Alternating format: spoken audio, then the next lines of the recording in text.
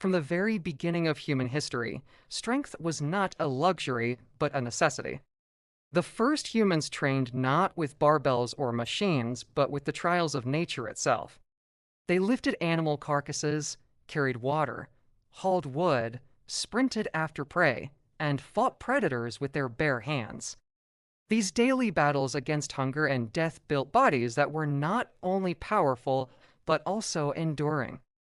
Georges H. Burt, in Éducation physique ou l'entraînement complet par la méthode naturelle 1912, wrote that man's first gymnasium was nature itself long before the idea of bodybuilding existed.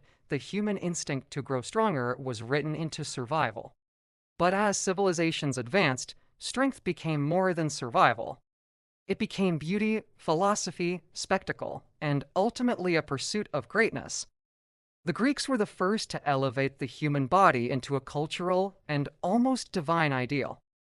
In Athens, gymnasiums were not simply training halls. They were temples of the body, where athletes trained naked gymnos under the eye of philosophers and teachers. Plato argued in the Republic that a sound body is the instrument of a sound mind, and so physical training was inseparable from intellectual education.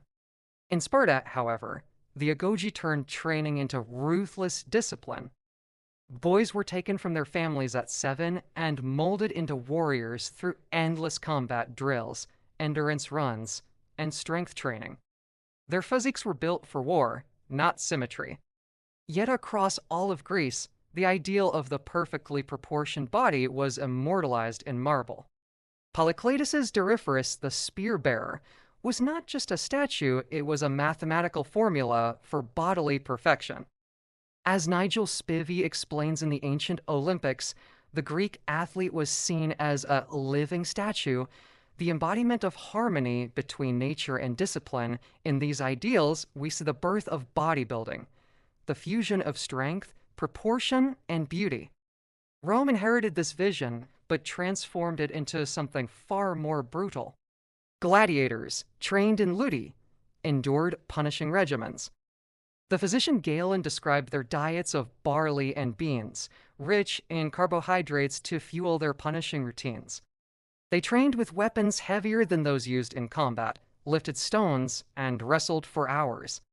Historian Alison Futrell, in Blood in the Arena, noted that gladiators embodied a cultivated strength designed both for survival and for spectacle. Their physiques were not just tools, they were performances. At the same time, legendary figures like Milo of Croton stood out as prototypes of bodybuilding champions. According to ancient accounts, Milo carried a calf on his shoulders every day until it grew into a bull. This story, whether myth or reality, reveals an ancient understanding of progressive overload. Muscles grow by gradual increase of resistance. As Nigel B. Crowther observed in sport in ancient times, Milo's training shows a primitive but unmistakable grasp of principles that underpin modern strength building. In Milo, the first echoes of bodybuilding resound. The Middle Ages reshaped training once again.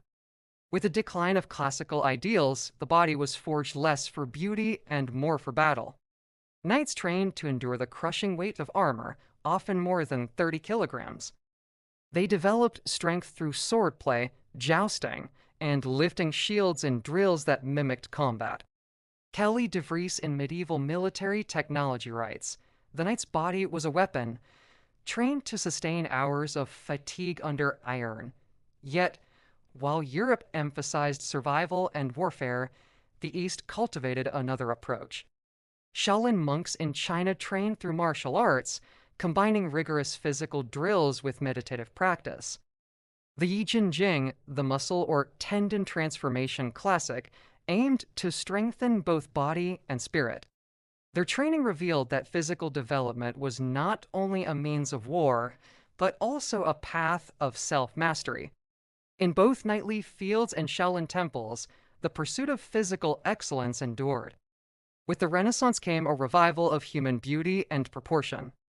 Artists like Leonardo da Vinci dissected corpses to sketch the mechanics of the body, producing the Vitruvian Man, a diagram of perfect proportion. Anatomy entered science, and the body once again became art. By the 18th and 19th centuries, physical culture flourished. Gymnasiums reappeared, and strongmen astonished crowds with their feats. Among them rose Eugen Sandow, the man hailed as the father of modern bodybuilding. Sandow was more than a strongman. He was a sculptor of his own body. Measuring himself against Greek statues, he claimed to have recreated the proportions of antiquity. His shows were not just strength demonstrations, but choreographed posing routines, living statues in motion. David L. Chapman, in Sandow the Magnificent, described him as the man who turned muscles into culture. Sandow's legacy was revolutionary, bodybuilding as spectacle, science, and art. Halfway through this journey, let us pause. Dear viewer, if you've made it this far, you clearly share a passion for history and the untold stories of human strength. At Vertex of Time, we bring these forgotten tales back to life. So if you want more stories like this where history, culture, and human greatness collide, make sure to subscribe to the channel, leave a like, and join this growing community. Now, let us return to our story. Modern bodybuilding is the heir to this long lineage. Today's champions step on stage at Mr. Olympia much as gladiators stepped into the Colosseum or Milo into Olympia. They follow the same eternal principle: to push the body beyond limits, to sculpt it into a symbol of discipline and will.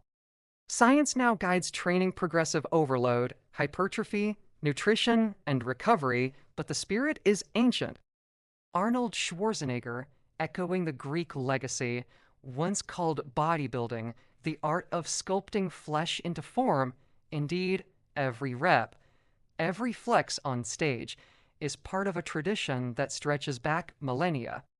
And so, the history of physical training is the history of humanity itself. In the Paleolithic age, strength meant survival. In Greece, it meant beauty and balance. In Rome, it meant spectacle and domination. In the Middle Ages, it meant endurance and battle. In Shaolin temples, it meant spiritual discipline. In the Renaissance, it meant proportion and science. And today, it means performance, art, and inspiration.